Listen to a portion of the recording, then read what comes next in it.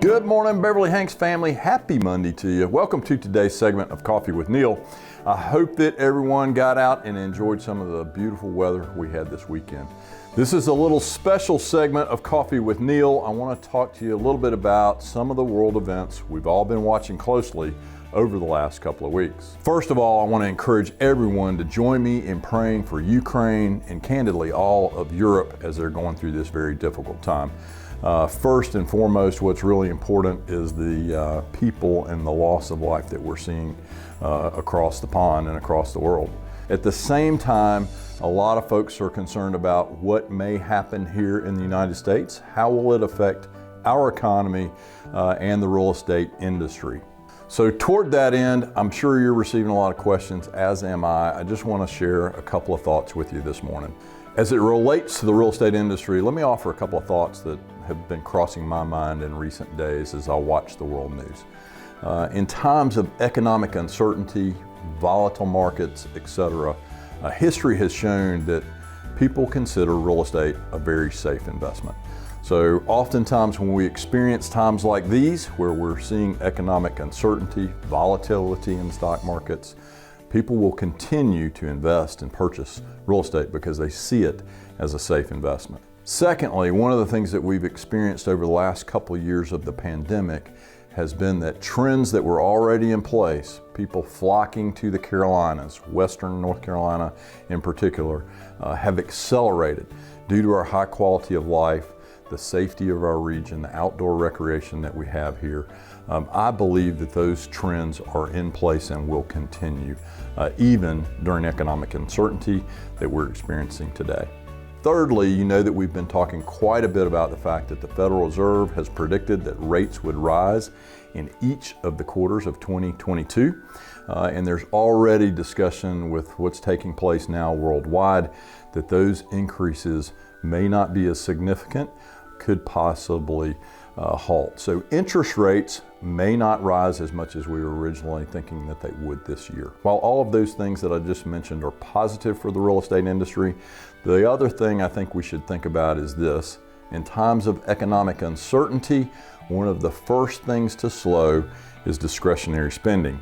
So think about things like boats, campers, recreational equipment, and second homes. So what we may see in the weeks ahead is people pressing the pause button for a short period of time to see what the next few weeks will bring. So if your business slows down slightly, if you experience a pause in inquiries, that's to be expected when people are feeling a little bit uncertain about the future. My hope is that will rectify itself very quickly. One of the things that I do know is this. Ironically, a week from today, we have our next Ninja installation, and the foundation of our Ninja training is mindset. In good times and challenging ones, our mindset is the foundation of how we perform in life and in business. One of the most powerful emotions is fear. Fear can be paralyzing and cause us to do absolutely nothing. In good times or bad, that's one of the worst things that we can do. So my challenge, my encouragement to each and every one of us is to control the things that we can control, starting with our mindset. While it's important that we stay abreast with local, national, and worldwide news, I encourage you not to spend too much time watching the daily news. It can be sensational, it can be overwhelming, and candidly, it can be somewhat depressing.